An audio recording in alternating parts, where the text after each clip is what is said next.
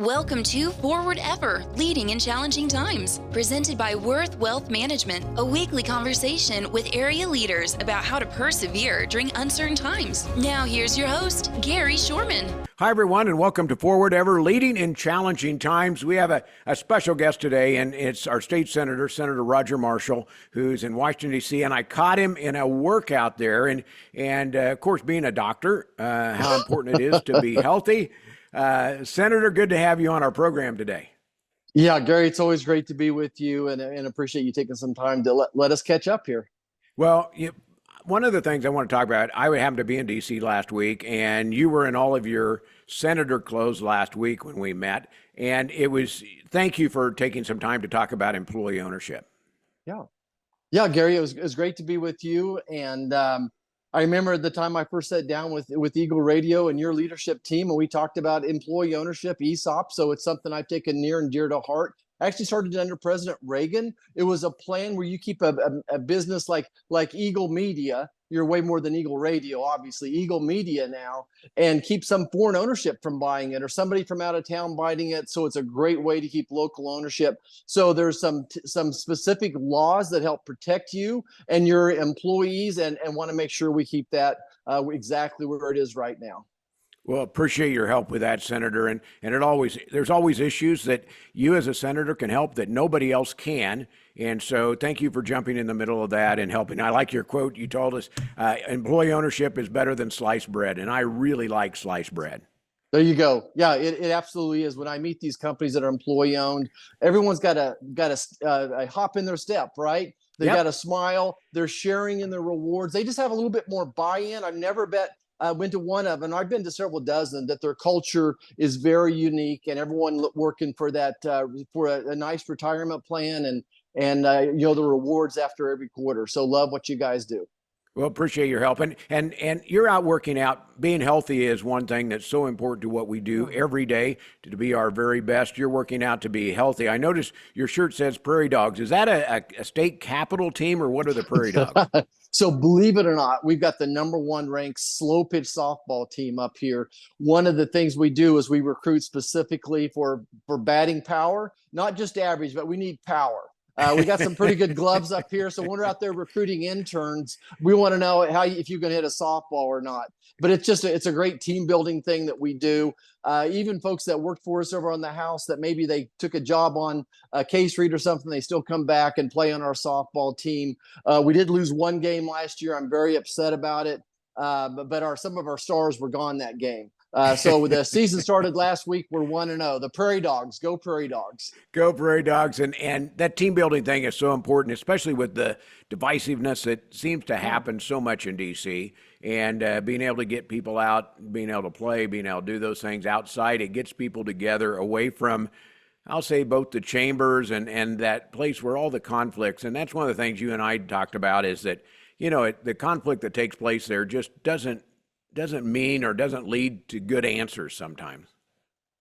Yeah. And, certainly I've always got more done, Gary, over a cup of coffee or working out in the gym. Usually I work out in the afternoons, and usually there's a couple of Democrats in here. It's a great time to share how are you doing? What's going on? And just take us outside of that realm. We have a bipartisan prayer breakfast that I'm co-leading this year. That's a great opportunity to get to know each other as well. And Gary, I would point out to people, if Elizabeth Warren sees me, she's going to hug me. Bernie Sanders and I have a great professional relationship. We found commonality on certain goals. My wife and I actually were invited to go visit Bernie last fall. And of course, you're from Kansas. You accept people's hospitality. Was honored to go visit with him. And we were working on community health centers. You've got a great community health center there in Hayes. We have 33 of them across the state. Same way in Vermont. Bernie and me trying to figure out, well, what can we do to accentuate the positive? So we do have these great relationships. And I understand that's not what's going to be on your nightly news. They're only going to talk to you when we disagree, but there are lots of things. So Elizabeth Warren and myself are working on legislation to make the crypto industry know their customer. Bernie and me working on lots of healthcare fixes, including driving down the cost of drugs, trying to clip the wings on some pharmacy benefit managers. And there's the farm bill. I bet we'll want to talk about that. Lots of opportunities for bipartisan legislation on a farm bill. Yes, that's on the real list. This list is almost more fun, talking about how we get together and work and do things, but that is Yeah, on the list. Let's go there. Farm Bill, where is that? Because that's been one of those things that is, yeah. it's been here and then it's pulled back, and where are we on our Farm Bill? Obviously, where we are in Kansas, where you represent, the Farm Bill may be the number one thing that takes place on your agenda. Yeah, yeah, Gary, it is. That's exactly what I was going to say. The number one issue on my legislative agenda between now and the end of the year is the Farm Bill. Yes, national security is more important. Yes, the open border is a bigger issue, a bigger threat to Americans. But as far as what I'm going to have an absolute impact on, it is a Farm Bill. And I think I want to paint just the big picture for a second for your listeners. Number one is a Farm Bill lasts 5 years. We've got to get it right. I'm not going to do a bad Farm Bill just to get it done. Second point, 85% of a Farm Bill are nutrition programs. 85% of a Farm Bill are nutrition programs. Think about SNAP, what we used to call food stamps. Think about Meals on Wheels. Think about food banks, school lunches. So 85% of a Farm Bill is nutrition. The farmer only benefits from about 5%. But beyond the farmers, beyond the nutrition programs, there's lots of monies for rural development. All across the state, you'll see hospitals and college dorms and daycares. We're doing some daycare things now out in the hinterland as well.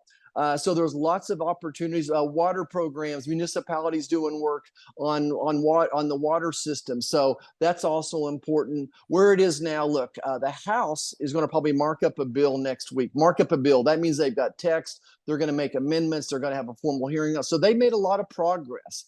And I'm going to tell you, my farmers are going to like that bill on the House side much better than what's coming out here on the Senate side. So we've got kind of a loose draft of what Senator Stabenow's priorities are, but we're pretty far apart right now. How do you eliminate the bad things? You get those out of there. Can you do that, or is it just to get a bill through? You have to do I know how it works. You have to do a little bit of trading Sure. because there's fewer farm senators than there are people that in the urban areas. So you have to have a little bit of both. Right. How do you make that happen? Yeah, and I think that, again, I go back to that cup of coffee, is sitting down with my friends across the aisle and saying, what are your priorities? What are my priorities? And then figuring out which one of those match. And you say, great, we've got those. And so for my Democrats, their priority, these nutrition programs. And what I would point out is when Pat Roberts led the Farm Bill 5 years ago, 6 years ago, I think it was his fifth or sixth, I should get this right. It must have been his eighth Farm Bill he did.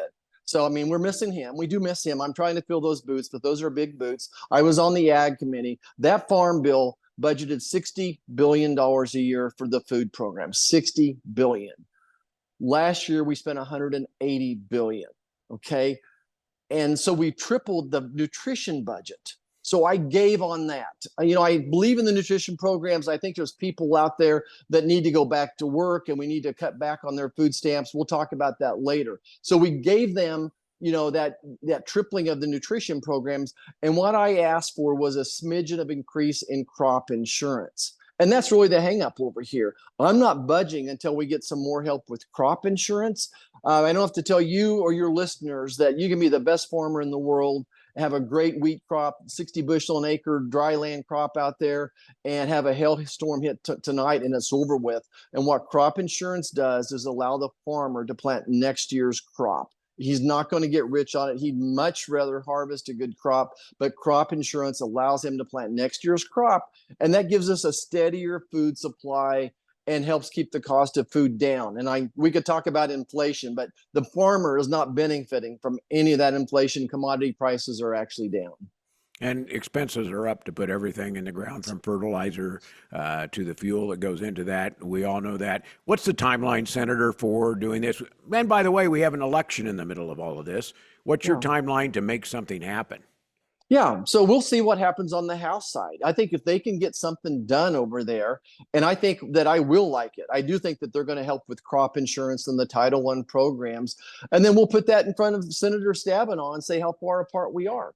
And if she doesn't want to negotiate, then we'll see what happens in the election. That gives us a little bit of a lame duck opportunity. And then if that doesn't work out, I think that, to be honest and frank, a Republican-controlled Senate is going to have a better farm bill for the farmer.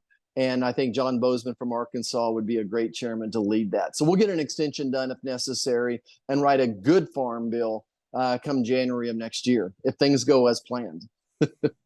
Yeah, that's the key. Well, thanks for your effort on doing that. Another thing you've been pushing on, and I know is of interest to people in Kansas, is that the Biden administration finally agreed to send weapons to Israel to help. Yeah. That took some time, but you've been involved with that effort as well to help the administration or encourage the administration to make that move. Yeah. So I always tell people don't listen to what Joe Biden says, watch what he does. So 2 weeks ago, he writes an op-ed in the Wall Street Journal of all places saying it's urgent that we get Israel the funding that they need for weapons.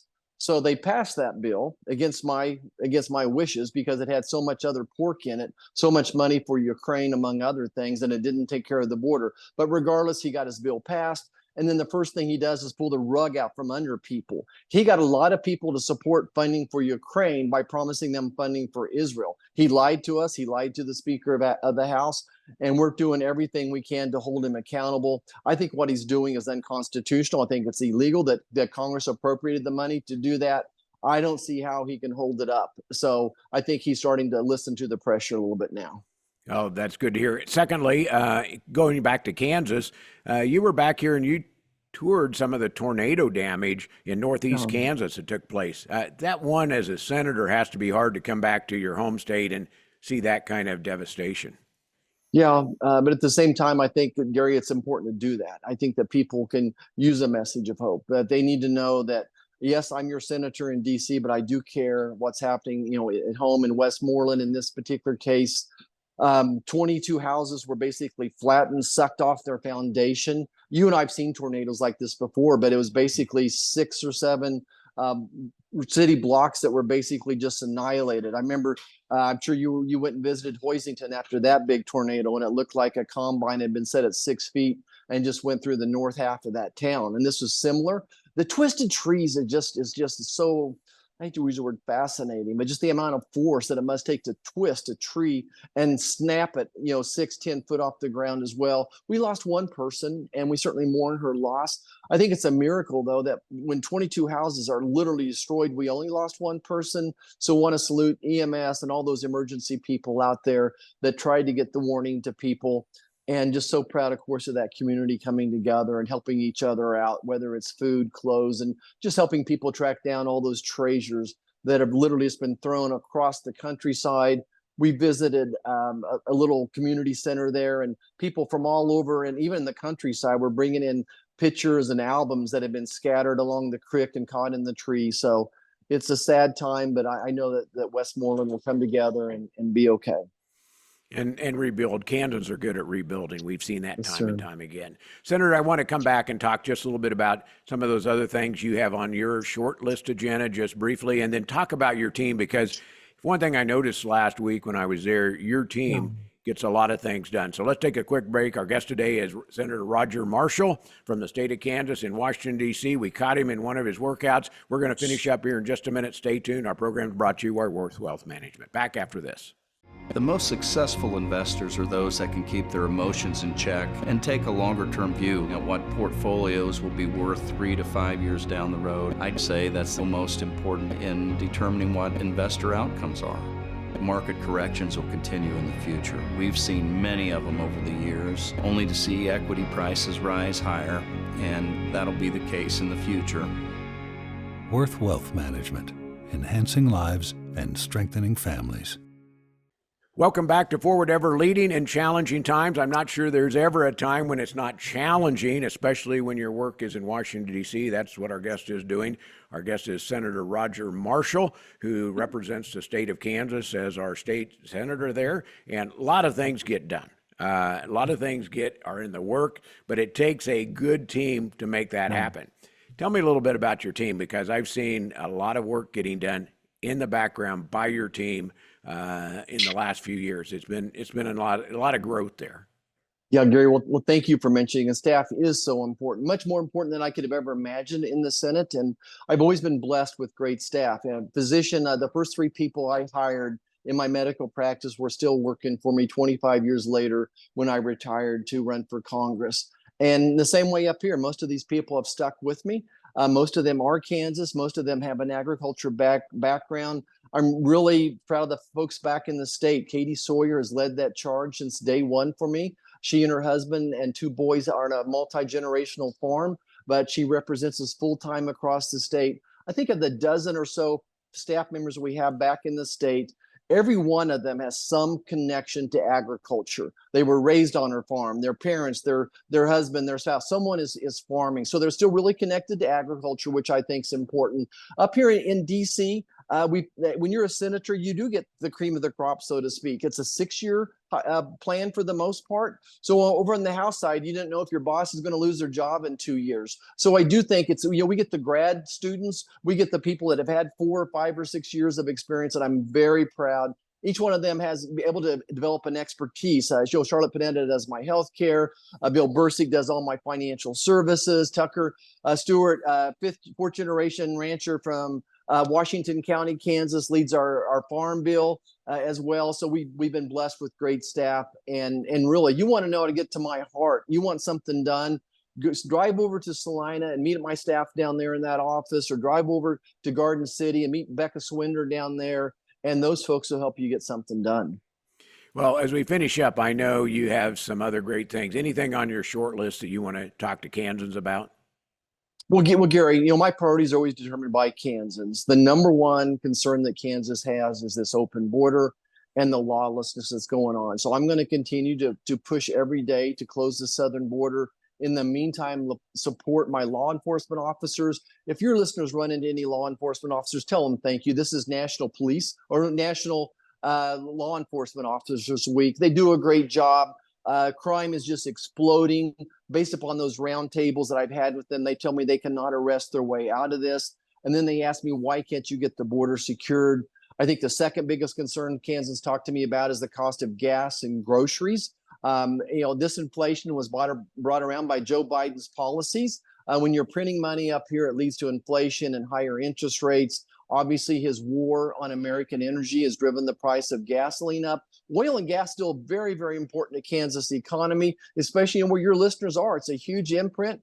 We're doing things cleaner and healthier and safer than we've ever done. So I continue to focus on clean environmental energy policies, but it has to be affordable and reliable as well as clean. So I'm working on that smooth transition. I think nuclear modular reactors have a great future as well. Always working on something in healthcare, driving down the cost of prescription drugs with Bernie Sanders, like I mentioned earlier. So those are a few things we're working on, and circle back and say, Farm Bill, Farm Bill, Farm Bill. There you go.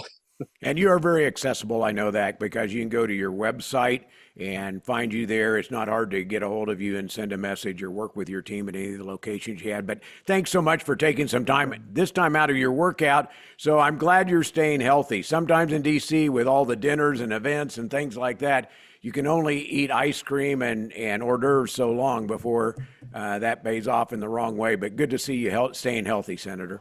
Yeah, Gary, I'm honored to do it. I want to represent you and all your listeners as well. Everybody have a great week. Memorial Weekend approaching. Everybody be safe and keep watching that weather. There'll still be some bad storms between now and then. Take care. Thank you, Senator. Our guest today, Senator Roger Marshall, live from the gym in Washington, D.C. Thanks for listening. Our program is brought to you by Worth Wealth Management. I'm Gary Shorman. Thanks for joining us for Forward Ever, Leading in Challenging Times, presented by Worth Wealth Management. Join us right here next week for another episode with host Gary Shorman. Until then, remember to move forward ever, backward never.